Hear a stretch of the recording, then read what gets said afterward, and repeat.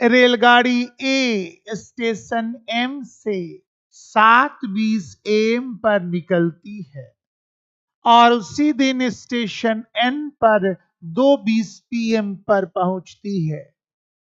रेलगाड़ी B station N से 9:20 AM पर निकलती है और उसी दिन स्टेशन एम पर 2:20 PM पर पहुंचती है। रेलगाड़ी ए और बी के मिलने का समय ज्ञात कीजिए। मान लो ये स्टेशन एम है और ये हमारा स्टेशन एन है। यहां से ए चलता है 7:20 पर ए शुरू होता है और यहां पहुंचता है 2:20 पर। ये चलता है और यहां 2:20 पर पहुंचता है।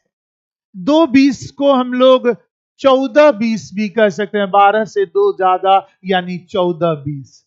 7:20 में चलता है, 14:20 में पहुंचता है, यानी इसको समय टाइम लग गया 7 घंटा।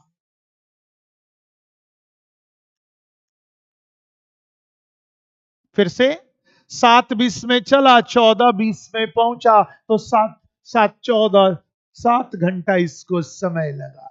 दूसरी गाड़ी जिसका नाम बी है, ये 9:20 पर चलती है और ये यहां पहुंचती है। ये भी 2:20 में पहुंचती है। 2:20 का मतलब 14:20 होता है, 9:05 14 होता है, यानी इसको समय लग गया 5 घंटा। अब क्वेश्चन को थोड़ा आसान बनाना है। ये 7 घंटा है, ये 5 घंटा है, तो ऐसी कोई संख्या सोचो जो 7 से भी कट जाए, 5 से भी कट जाए, तो 35 होगा। तो इस डिस्टेंस को हम लोग मान लेंगे 35। और हमेशा याद रखिएगा, समय का उल्टा, समय का रेसिप्रोकल गति होता है। अगर इसको समय 7 लगता है तो इसकी गति या स्पीड जिसे कहते वो होगा 5 किलोमीटर पर आवर।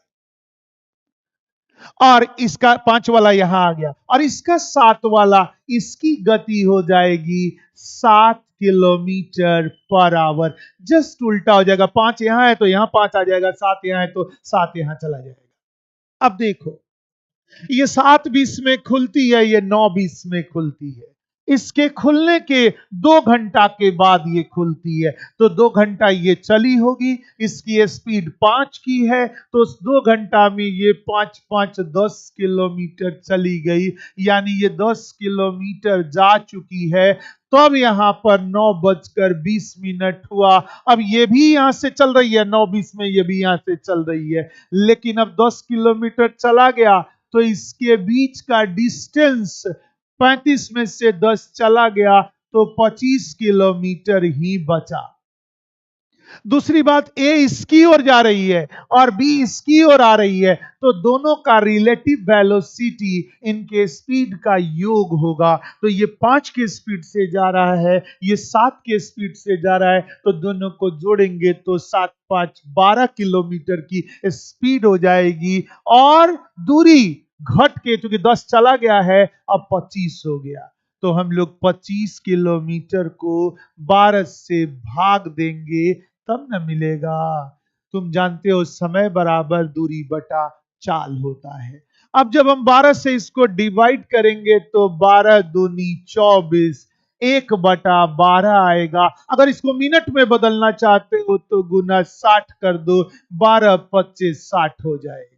ये दोनों गाड़ियां यहां से 9:20 में शुरू हुई, तो 9:20 पहले लिख देंगे, प्लस ये 2 घंटा का 2 घंटा हो गया, और ये 5 मिनट आया हुआ है, देखो यहां पर 5 मिनट, तो हम लोग लिखेंगे 05 और दोनों को जोड़ेंगे तो 11 11:25 होगा, यानी 11:25 में वो एक दूसरे को क्रॉस करेगी, मिल जाएगी। 11:25 AM ऑप्शन नंबर बी में है, इसलिए आंसर इसका बी होगा। और इस तरह से हम लोग आंसर निकाल देंगे। सीमा ने एक निश्चित मूल्य पर एक मोबाइल और एक लैपटॉप खरीदा। उसने मोबाइल को 10% लाभ पर और लैपटॉप को 25% लाभ पर बेचा। उसने पाया कि मोबाइल का क्रय मूल्य लैपटॉप के विक्रय मूल्य के बराबर है।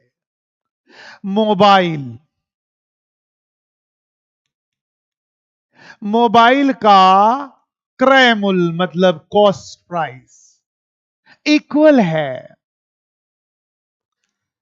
लैपटॉप के सेलिंग प्राइस के। मान लो मोबाइल का भी क्रय मूल्य कॉस्ट प्राइस 100 रुपया है, तो लैपटॉप का सेलिंग प्राइस भी 100 रुपया होगा। अब मोबाइल पर हमें 10% का लाभ हुआ, तो 100 का 10% होगा 10, यानी प्रॉफिट इसमें 10 रुपये का हुआ। ये लैपटॉप का सेलिंग प्राइस है। और याद रखना, सेलिंग प्राइस दो चीज से मिलके बना होता है। कॉस्ट प्राइस अगर प्रॉफिट हो रहा है तो प्रॉफिट से। कॉस्ट प्राइस हमेशा 100 होता है, 100% होता है, और इसने प्रॉफिट लैपटॉप पर लिया है 25% का, तो ये 25% हो गया। यानी ये जो सेलिंग प्राइस है वो 125% है। अब आओ लैपटॉप का कॉस्ट प्राइस निकाले।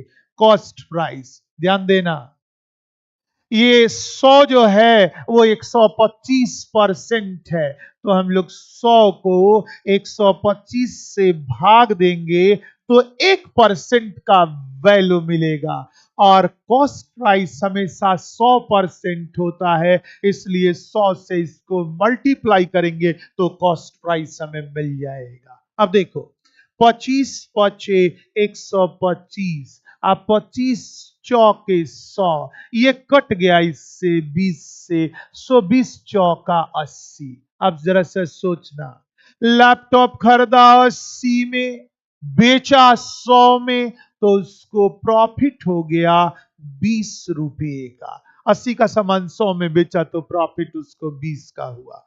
अब कहता है कि ओवरऑल प्रॉफिट परसेंट निकाले। तो देखो, इसमें प्रॉफिट हुआ 10 रुपया, इसमें प्रॉफिट हुआ 20 रुपया, दोनों को जोड़े तो 30 रुपया। अब प्रॉफिट और लॉस की गणना हमेशा कॉस्ट प्राइस पर की जाती। इसका कॉस्ट प्राइस 100 है और इसका कॉस्ट प्राइस 80 है, दोनों को जोड़ेंगे तो 180 होगा। और किसी भी फ्रैक्शन को परसेंट में बदलने के लिए गुना 100, इससे कटाएंगे तो 6 बार में कट जाएगा, इससे घटाएंगे तो तुम्हें पता है 16.2/3% होगा। ऐसा हमारे ऑप्शन नंबर ए में है, इसलिए ए इसका आंसर। यहां मैं कोई आंसर नहीं निकाल रहा जल्दी जल्दी में, यहां मैं इसके टोटल कॉन्सेप्ट को फोकस कर रहा हूं ताकि आपके दिमाग में इसके लिए आइडिया बन सके। तो इन्हें नोट करें।